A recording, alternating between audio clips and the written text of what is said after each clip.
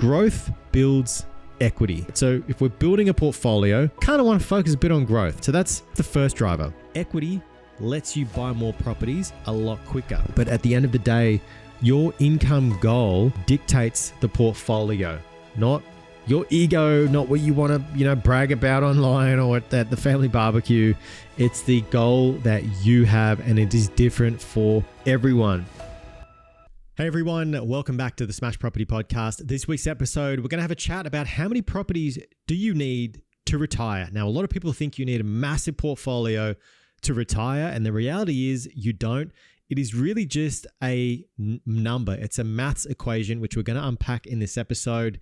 If you're new, my name is Nick V. I'm the founder and director of the Smash Property Investing Buyers Agency, where we help property investors find and buy investment properties that suit their needs specifically, and not just what, some hotspot list told us. If you get some value out of the episode, appreciate a thumbs up. Consider subscribing if you are looking for more property investing content just like this. So let's get into this one. And this is an episode, that's been in the making for some time. It is a topic that comes up quite a lot. Investors typically ask, how many properties am I going to need to get to the goals that I have? And it's sort of the wrong question to ask. So we're going to go through and work out how you watching can figure out how many properties you might need based on the numbers behind the equation. So firstly, how many properties we need? Let's stop thinking about how many properties we need, and let's start thinking in end state outcome. So rather than just thinking about the number of properties, let's think about what we want the properties to actually do for us. After all, that's the whole reason we're investing. We're not investing to get to 5, 10, 15, 20 properties. We're investing because we want an outcome. So with that, a lot of investors tend to have no real target, because they're just looking to grow their portfolio, right? They might be like, hey, I've got 2, how do I get to 5? I've got 5, how do I get to 10? I've got 10, how do I get to 20? And that is all well and good if you're just looking for bragging rights and you just want to jump on forums and talk to your friends about how many properties you have. But this is where people get lost, because they chase volume. They don't chase outcome. And I've said it for years. Property investing is not a game of volume. It's about value, right? So the end goal should be, hey, it's going to replace my income at, whatever point in time, or hey, it's going to build a certain level of wealth for me that I can then use to go and do X, Y, and Z with. Shouldn't really be for you to brag around the barbecue about, how many fucking properties you have or anything like that. Sure, cool. Might be cool for some, but the bragging rights don't get us closer to the goal. And once you know the number, the strategy then becomes obvious about what you need to do and what properties you need to buy in order to get you there. I say it all the time. It's like each property is a stepping stone to get to where you need to be. Or another analogy I use quite a lot, property is just a vehicle to get you from A to B. So every portfolio is just a maths problem, right? We solve the maths, then we go and build it. So let's work out the target. Let's figure that out first. And you can do this while you're listening to this podcast, right? So ask yourself, how much passive income do you want? And be realistic with it. Obviously we're all going to want as much as we can get for the most part. All right. But let's be real and work out, I know, let's start with a number, $60,000 a year. I know that's not a huge amount of money, and particularly with the cost of living these days, it's not going to get us far. But imagine this. Imagine you had 60 grand coming in, which, it's not going to set you free, but it might allow you to work a couple of days less a week, or it might allow you to take the risk and go and pivot into a job that you're more passionate about, or start a business that you're more passionate about. So don't just think income, and you're going to sit around doing nothing. Think about what it creates for you. Now, sure, again, it's not a huge amount of money, but I'm sure all of us would like to say, hey, yeah, I'd be a hell of a lot more comfortable having, $1,200-$1,300 a week coming in regardless of what I do, right? It just takes the pressure off. So it's kind of like lean freedom, all right? If we had 100K, maybe for a lot of people, that's a lot more comfortable. And sure, if we had 150, 200K, that for a lot of people is really, freedom. I can then pick and choose and do whatever the hell I want to do. So you've got to pick your target and pick it realistically, but also understand that we can grow and build it over time, right? Because if we had 100 grand passive coming in now, we could probably go out and buy another property or two, right? Because we'd be able to service more debt. So think about it also from that perspective. So let's just kind of go example here. You want $100,000 passive income. So let's talk about what the 3 wealth drivers actually are, and we'll work out what the maths is going to look like in just a second. I say this a lot, but I feel like it's important because a lot of people get caught up in the mystery of property investing, right? This whole point of this channel is to just, I'm a buyer's agent. And sure, you can come work with us. We'll get some amazing results. But at the end of the day, if you watch this, I want you to get and walk away with value that you can do this yourself, right? You don't need a BA to get this done for you, right? Growth builds equity, all right? So if we're building a portfolio, kind of want to focus a bit on growth, all right? So that's the first driver. Equity lets you buy more properties a lot quicker, right? So equity is what myself and 99% of other investors use to grow their portfolio. They're not sitting there and saving, deposits every, few years. They get the growth property. Growth property allows an equity build to use as a deposit to go again, all right? The cash flow pays you later, all right? So we focus on growth first, cash flow second. I say this all the time. So this is why chasing a rental, a high yield property in the beginning slows you down. It doesn't build wealth. It caps your future options. All right. So growth first, cash flow second. I got that out of the way. I feel like I should just say that. I say that on every bloody podcast. So let's start simple, right? Let's work out a scenario here. And I've got my iPad in front of me where we get 2 properties. Okay, now let's say we've got some loose assumptions here. Let's say we buy 2 properties and they're worth about 600 grand each. All right, so we buy 2, 600 grand each.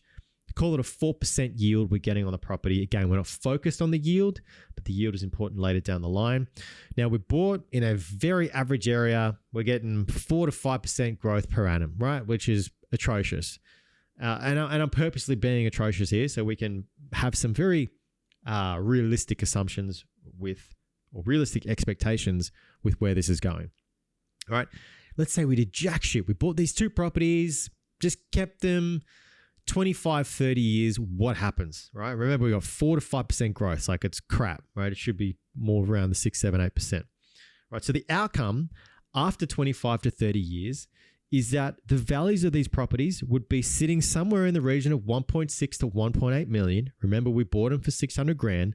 So the combined equity from that 2 property portfolio would be circa $2 million, right?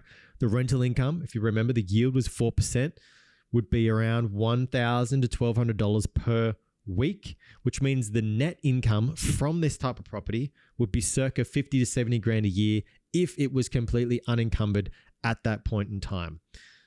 Now, going back to where I said in the beginning, the 60K a year, not going to be completely life-changing. It might be a scenario where you have a bit more flexibility, but this might be enough for some people. But for the majority of people, particularly with living expenses as they are today, let alone 25 to 30 years from now, it's not really going to be enough for you to absolutely ball out and do whatever the hell you want to do with it.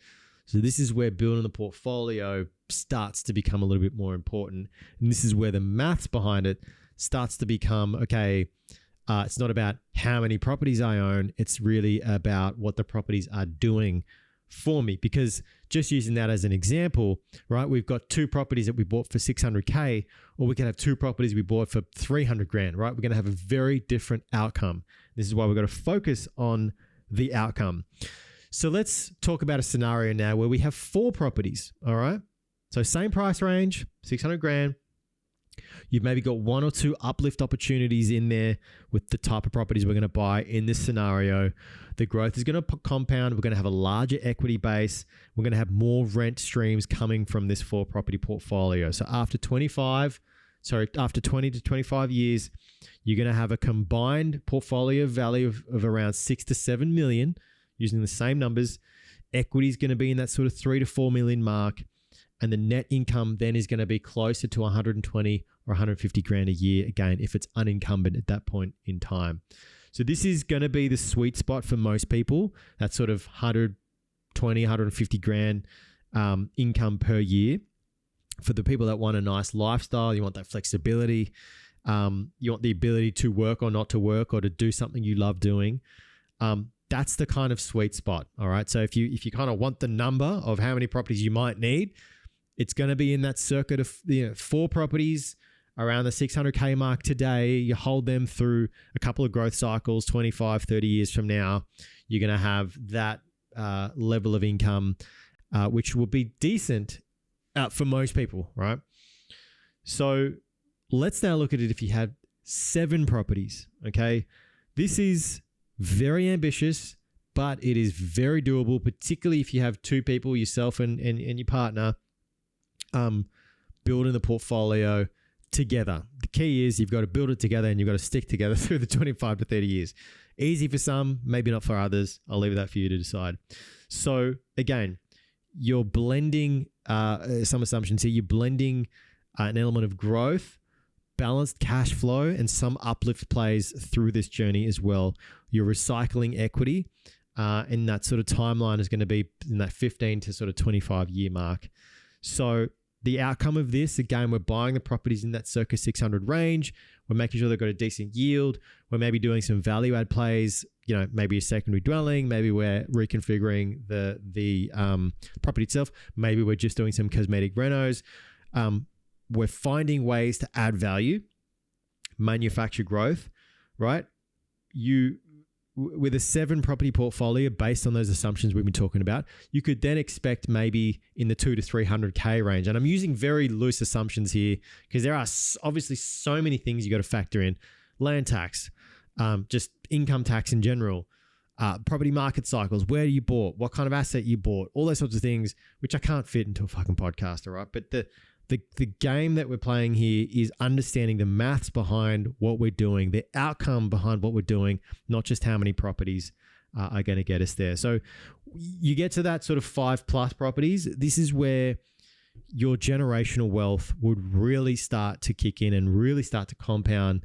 The longer you hold this type of portfolio, the better you and your future family is going to be. So you don't need to have 7 properties. You don't need to have 200-300 grand a year. But if your goal is, $200,000 passive income, which I know a lot of people goal is, and I feel like a lot of people just pull that arbitrary number out of somewhere because it sounds cool, but that's the path that you're going to need to go down. So now you got to ask yourself, can my borrowing currently allow me to get to 7 properties? Is that something that's realistic for me?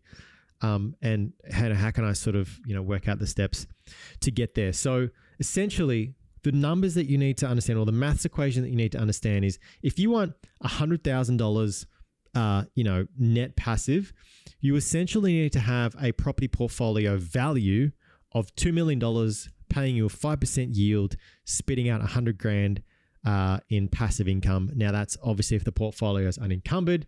We obviously need to factor in expenses on top of that as well. So realistically, you probably want a portfolio value of about maybe $2.5 to $3 million, so you can then net your 100 grand a year net passive income at the end of the day. So think of this as a maths equation, not how many properties I need, but what is the value of the property and what is it giving me at the end of the day. And I always say this to a lot of clients is there's no point going for 10 properties. Right, because you could have 10 properties worth 300 grand a piece, or you could have 10 properties worth 3 million a piece. They're 2 very different equations and 2 very different outcomes. So it's not about how many properties you buy. It's about how well the portfolio compounds and how well it gets you to that outcome. Some people might need 2, some people might need 4, Some want 7+, some want that 10, 20, 30, 40 property portfolio. But at the end of the day, your income goal dictates the portfolio, not your ego, not what you want to, brag about online or at the family barbecue. It's the goal that you have, and it is different for everyone. So 3 of the wrong properties can set you back a decade or 2, right? It won't even get you close to the goals, but 3 of the right properties, that can set you up for a lifetime. So don't ever forget, this is a numbers game. It's a strategy game. Take your emotions out of it. Take your ego out of it.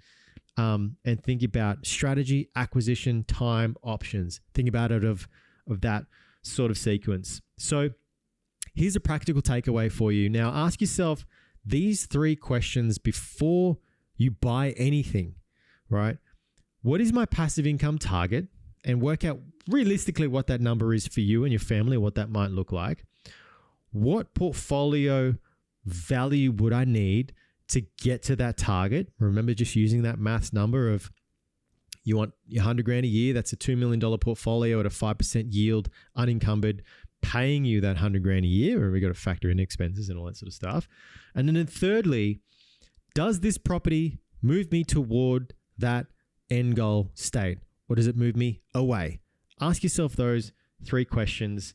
Now, if you want help mapping these things out and you want help putting that strategy together, you want help building the plan, you want help executing on the plan, finding the right market, doing all the due diligence, packaging it all up together, that's the value of the service that we offer at Smash Property Investing. Now, if you want to find out more about how that works, there is a link in the description below if you're watching on YouTube that will take you to book a call with my team. It doesn't cost you anything. We're going to sit there for about 10 minutes, ask you some questions to work out, A, can we actually help you and what that would look like? Or maybe B, hey, we can't help you because you're not suited. We're not suited to work together because we don't work with everyone. It's not going to be valuable for everyone. So have a check if that is going to be suitable for you. If you got this far in the video, as I know some of you do, I appreciate you a lot, actually. You don't understand how hard it is to do a podcast every week. Anyway, I feel like I was complaining a bit there, but no, I'm not complaining. I like doing this stuff for you guys. If you want me to cover any specific topics, leave them in the comments below. Where else are you going to leave? And yeah, that's all we have time for this week. Christmas is coming up. This might come out actually around Christmas. So if it does, Merry Christmas. I hope you have a great time. Take a break from whatever it is that you're doing. Enjoy your life. Whatever that means for you, go and have fun, stay safe. We will see you in the new year, in fact. Thank you very much for watching. That's all we have time for. I'm Nick V. Smash the like button. Consider subscribing. Catch you soon.